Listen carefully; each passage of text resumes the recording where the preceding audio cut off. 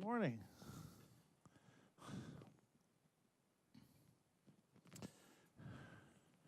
I'm George Williams, and this is my second talk. I did the talk the other day on the snow on the palms about the pilots that ran all the drugs from South America up to Florida, where I live. And now I have two talks. This one on treasure, sunken treasure, and the one tomorrow, which is the second half of that talk. And I always start with a joke because it's free. You don't have to pay to come here. So, did you hear about the dyslexic? Wait a minute, dyslexic, insomniac, agnostic. Yeah, he stayed up all night wondering if there really was a dog. Okay. So, the first question we might want to ask when we talk about sunken treasure is, how many ships lie at the bottom? I know I was way off when I tried to figure this out. And NOAA estimates 1 million ships are on the bottom of the sea, which was astounding to me. That's incredible. And UNESCO estimates 3 million wrecks at the bottom of the sea. That's all the oceans and seas of the world. So there's a lot of stuff down there, right? Yeah. Okay. Now, the thing that that's interesting is Spain. Spain was the first country to realize, well, of course, they're the ones that found the New World, that decided to plunder the riches of the New World. And so they, for 300 years, they ran ships, galleons, back and forth with all the treasure from the New World that they plundered. And talking gold, silver, precious gems. And 300 years is an awfully long time. And an awfully lot of ships ran these routes. And so we're talking about financing the entire Spanish government for 300 years. And during that time, they went to war quite a bit, and that's how they paid for their wars. So the treasure routes were very important to the Spaniards. And as you can see from this chart here, let's see. I like to use that.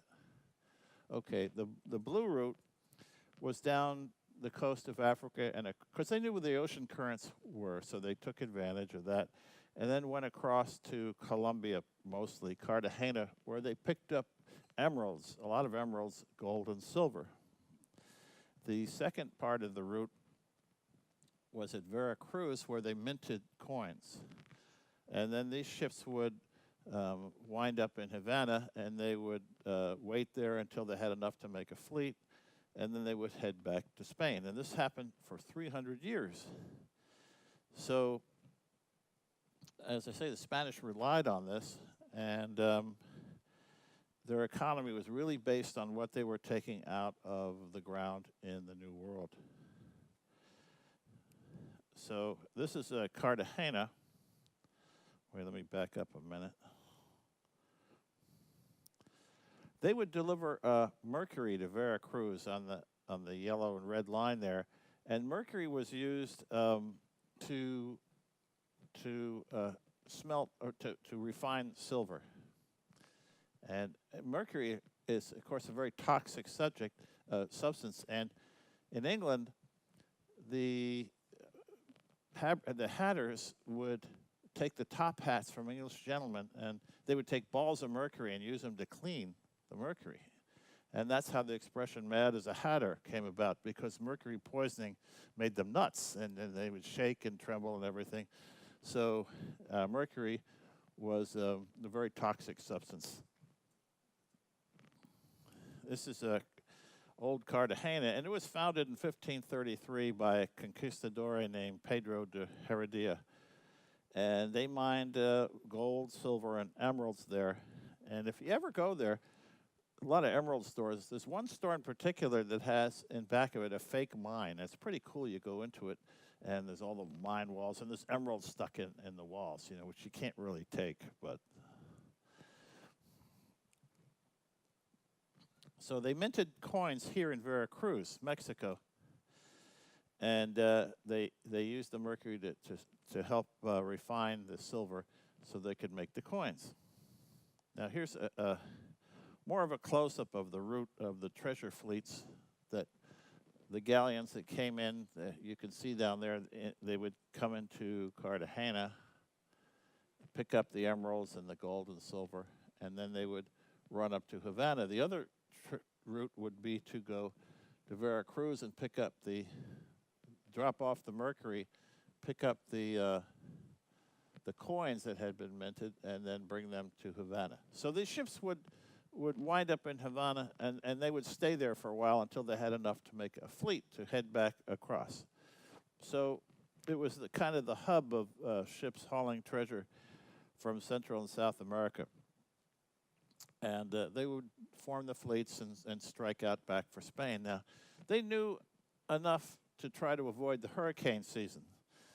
And they also would be subject to pirates like Francis Drake and Walter Raleigh, who got knighted because every time they raided a Spanish ship and the treasure, it hurt the Spanish in their war efforts against England. So they were really very valuable that England was able to intercept some of these ships. And but even though they tried to avoid the hurricane season, a hurricane has an eye, right? And I think that eye used to look for galleons because they sunk so many of these Spanish ships.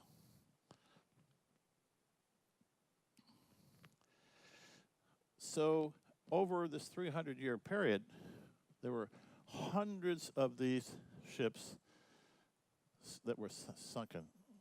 And a single galleon might haul an average of 2 million pieces of eight. So can you imagine how much treasure's at the bottom there? I mean, it's incredible. So, okay, you've all heard the term piece of eight, but what really is a piece of eight? Well, it's a peso, and it's also called a peso. It's composed of 8 reals.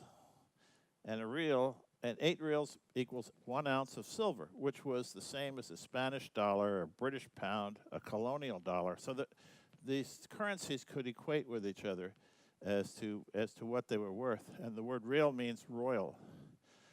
So an American silver dollar, for instance, had the exact same content as one of these pieces of 8. Again, also called a peso. The next most valuable coin was the doubloon. And that was the equivalent of 16 pieces of 8, but it's gold. And in the 300-year period, 2.5 billion pesos were shipped back to Spain from the New World. And in today's dollars, that's $330 billion worth of stuff that went back to Spain. And these doubloons weighed an ounce of 22-karat gold. And sometimes they would have the assayer's mint mark on them to show that they were the correct weight. And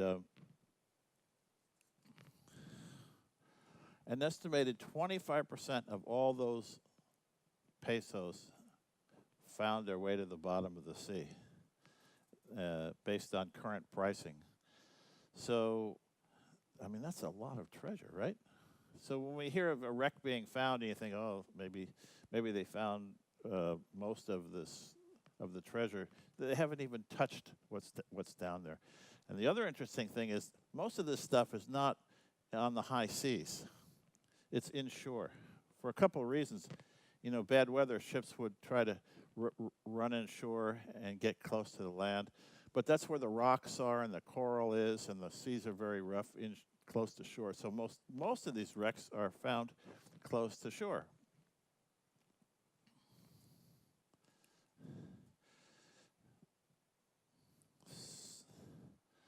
And as I say, the weather was the primary cause of the sinking of ships, but also these privateers hired by England to intercept the Spanish galleons. There are over 1,000 untouched galleons with gold off the Colombian coast alone. So the opportunity for treasure hunting is still there. And now I want to tell you about the most interesting ship, probably of all, the Central America, called the Ship of Gold. There's a lot of books have been written about this vessel, the Central America. It ran between California, Havana, and up the East Coast, and it would carry prospectors back to the east after they'd been to California and mined and gotten their gold during the gold rush. So it was called the Ship of Gold, and it carried 450 prospectors, each of which had their own amount of gold and gold dust. Here's a model of what it looked like. It was a paddle wheel, a side wheeler, and there was a hurricane out of Havana in 1857, and this ship sank. It had, at the time, 420 passengers and 10 tons of gold on it. So it's the richest ship ever to sink. The problem is where it sank and how deep it was. Here's a picture of the side wheel on the bottom when it was finally found. In 7,200 feet of water, 160 miles out off of North Carolina. Now, at the time, everybody knew the ship had sunk, and up to the 1980s, there were many search vessels that plied the area trying to find the ship. They knew about where it had gone down. There had been some survivors, so they knew right where the ship went down, sort of. And so a lot of scientific tools were used to try to find this wreck, besides sonar and magnetometers and things. Here's a picture of the sextant that was found on the sea bottom when it finally was located. And as I say, there are a number of books written about this ship. Here's a couple of them. America's Greatest Treasure Ship, Ship of Gold. And it was salvaged by a guy named Tommy Thompson, who was a really interesting fellow before he went nuts. And I'll tell you about this guy. He was sort of a genius, and he developed many tools and instruments that the Navy eventually wound up using to find sunken vessels and to use on the sea bottom, recovery tools. And it was all done by one guy. And he scientifically mapped the seafloor where the area where they knew the ship was. And there were a lot of ships trying to find the SS Central America, but he's the guy that found it. And I say his name is Tommy Thompson. There's another book about it. And yet another one. This one's kind of, it's got those guys in the water there, I think. I don't know. And probably the most interesting book is this one called Ship of Gold in the Deep Blue Sea. And the guy who wrote it, Gary Kinder, was very kind to Tommy Thompson, and in the book he calls him a genius and way ahead of his time and all. But as you'll see in a minute, he was a little early in saying that. Okay. So when this ship was lost, there was so much gold on it that it started the financial panic of 1857 in the United States. Here's a list of its cargo. So in today's value, that's over $500 million. And they've estimated that only 5% of it's been recovered so far through today. And they know exactly where it is. So, people are still trying to do it. Here's a picture of Tommy Thompson in his, before he started to go downhill, and I'll show you that in a minute, holding up a doubloon. Now here is, these are pictures of gold pieces stacked up at the bottom of the sea inside the ship when they finally found it. And Tommy Thompson knew that to bring up these gold coins, if you scratched any of them, their value went down considerably. They were no longer uncirculated. So one of the things he invented was a tray, and they would pour kind of a rubbery mixture of silicone into the tray and lower it down 7,200 feet and turn it over. So this tray would gently sit down on the top of these piles of coins, and the top coin would stick to the tray. So there might be here like 12 coins, and then they'd bring the thing up. And as you can see from this picture, these $20 gold pieces that you saw in the previous shot were completely unmarked and uncirculated, and so they retained their uncirculated value. And that's just one of the things Thompson invented. But the problem was, he brought all this stuff up, and nobody got paid. And then all of a sudden, Tommy Thompson disappeared with his girlfriend. So here he is looking a little disheveled on a wanted poster, wanted for contempt of court when he didn't show for a hearing with his girlfriend. And they couldn't find him for 3 years. Here's this guy that invented all these things, these rovers, kind of like a lunar rover, but down at the bottom of the sea, and many other devices. Just a kind of a genius guy. But he took off. And what he had with him, I don't know that they ever even found out. But he was finally caught in a Florida motel, and now he's really looking seedy, right? And nobody got paid, and he's still in prison. So it was kind of a strange and sad ending to the story. So I thought I would inject a little pop quiz, okay? So who is the real Lassie? You ready? This one or this one? A or B? Okay. Like I say, this is free, so Okay. Now we're going to talk about the Atocha, another really famous wreck. And this ship was lost in 1622. But here's the background to it. Spain had not had a shipment of gold coming back from the New World for 3 years, for various reasons. There were delays in getting the gold to the ships. There were delays getting the ships to Havana. And they were desperate for currency so they could continue their war with England at the time. So the Atocha fleet left late. They knew they were in hurricane season, but they went anyway. It didn't take long. It took like 4 days before a hurricane said, "Oh, I got you." And so the admiral that was running this fleet of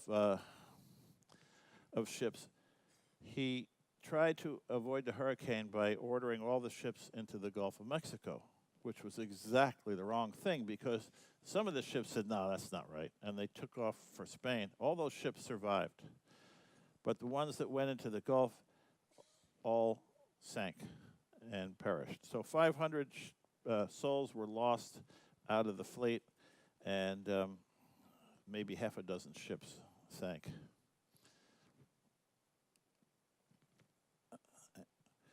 Now, the Santa Margarita was the sister ship to the Atocha, and that also sank. So Spain was really in trouble. They were desperate to finance their war with England, hadn't had a shipment in 3 years, so they sent ships over to try to find these wrecks. And they did find the Santo Domingo, and they salvaged them. And the way they salvaged them was they took Indian divers, and they had to hold their breath and go down into like 30 feet of water and try to recover it. And they eventually did recover maybe half of the Santo Domingo ship. The Santa Margarita ship. Here's Mel Fisher, who made this ship his life's work. And this is a very sad story in a way because he searched for 16 years to find the Atocha. They kind of knew where it was. They kind of didn't know where it was. And Mel was very unscientific. They would blast holes in the bottom of the Gulf, and we're not talking very deep water. And if they didn't find anything, they'd move on, and they figured, well, we know we've searched this area. But then the holes would fill in with the currents and waves and stuff, and then they didn't know where they'd search. So It took him 16 years before he found anything. But 6 years into the search, cost the life of his son, Derek, his pregnant daughter-in-law, Angel, and another diver named Rick Gage, there were two vessels in Mel Fisher's fleet, and at 5:30 in the morning, a bilge pump failed, and the ship filled up and turned over, and those three lives were lost: his son, his daughter-in-law, and the other diver. But he kept going. They kept finding scattered items from what they thought would be the Atocha. And as I say, it was a pretty unscientific search. They used a magnetometer and a device called the mailbox, which was really invented by Fisher and my wife's uncle, which I'll tell you about in the next lecture. And so they kept looking, and 10 years to the day after the disaster that claimed the life of his son and daughter-in-law, they found the Atocha. And the really weird thing was, I was in Marathon right before that, and we were heading out to the Marquesas and Fort Jefferson, and we passed the Fisher's boat, and I said to one of the guys, "What is that?" And they said, "That's Crazy Mel Fisher. He's still trying to find the Atocha." And 2 days later, he found it. So he pulled up gold, silver, emeralds, and there's some of the stuff. And they estimated the haul at the time as $400 million. The treasure was so big that it took 2 months to load the stuff, which pushed that fleet into the hurricane season. 6 weeks late, and it did sink on September 4th in 1622. And that they found the Santa Margarita, as I said, but it was in 55 feet of water, and they used these slaves. And what they did was they made big bells out of, I don't know what, upside down, and they would trap the air and sink them, and they would go in there and get a breath and then grab stuff. And I mean, it was incredible to overcome the fact they didn't have scuba or anything, but they eventually wound up salvaging half the load of the Santa Margarita, which was amazing. And that helped Spain out quite a bit until another hurricane came and scattered the wreckage all around even further, and they were unable to get any more of it up. Now, there was an 8-year court battle because the feds and the state wanted all the treasure. Fisher said, "No way, you're not getting any of the treasure." He eventually offered 35%, and the greedy government said, "No, we don't want 35%, we want more than that." So it went to court and went on all the way to the Supreme Court, and the Supreme Court said, "Finders keepers, you get it all." So the government's got nothing out of that. Now, most of the Atocha treasure is still missing because it was in the stern castle of that galleon, the rear, and they never found the stern castle. So what he pulled up, which was, again, estimated at $400 million, was just a fraction of what was on that ship. You can sort of see why people do this, right? I mean, it beats working. So now here is some of the items. I know the print is too small, really, but these are some of the gold pieces that were brought up, and they went at auction. Sotheby's did the auction on most of these for a couple $1,000s. This guy was $3,200. This guy, lesser grade, $900, $2,000 over here, and a lot of the stuff was auctioned. But I'll tell you now, this slide I know is impossible to read. Treasure hunting, according to Bloomberg, in their 2014 published an article that said that treasure hunting is the world's worst investment.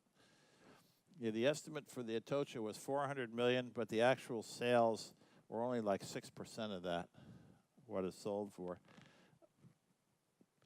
There was a company formed in Tampa that was going to use all scientific methods of recovering this treasure, and Odyssey Marine, they went broke pretty quickly because there's so many high operating expenses. The treasure hunting is usually unprofitable, and of the 6 largest salvage products, all but the Atocha lost money, despite bringing up multi-million-dollar cargoes. When they bring up a cargo, what happens? The coins flood the market right away, so the price goes down.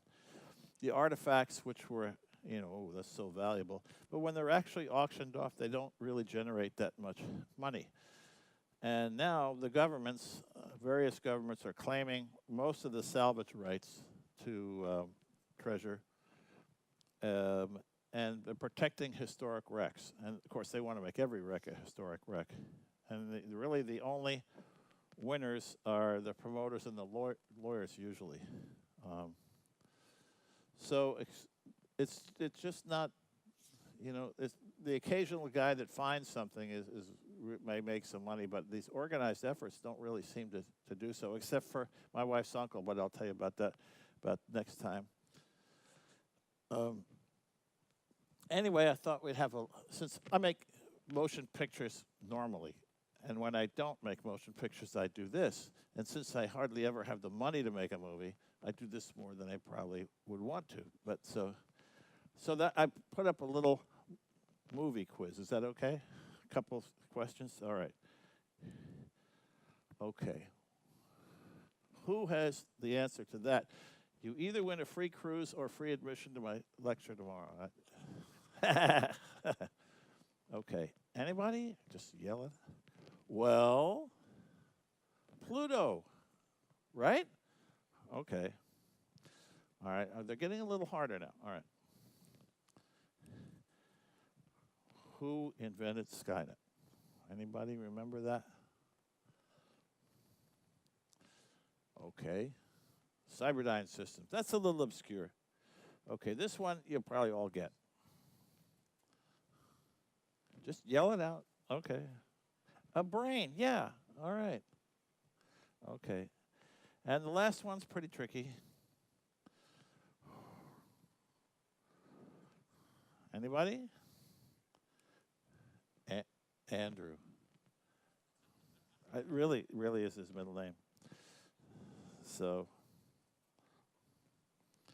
well, this was supposed to run longer, but I didn't time it right. So this is probably the end of it, and I just want to end with this. That's my book. It's for sale up on the 7th. We are on 7th in the store there, and I really hope you buy it. It talks about all the guys that ran the drugs up from. Yeah, it's right in the front there, by the cash register. Don't give up. Don't give up.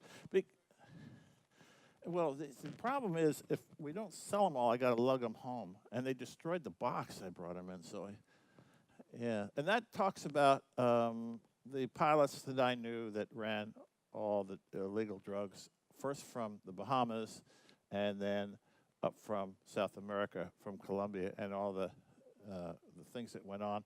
And it also talks about the distribution of drugs in the town of Palm Beach, which is interesting because Palm Beach, of course, is a ton of money. And the guy who did it all, who they nicknamed the Snowman, was never caught, never did a day in jail. And he did it for over a decade. So I think it's pretty interesting. So I hope maybe you'll pick it up. It's cheap, $15. And so I hope you enjoyed the talk. And tomorrow I'll give the second half, which is actually looking like 2/3. But okay. So thanks so much for coming.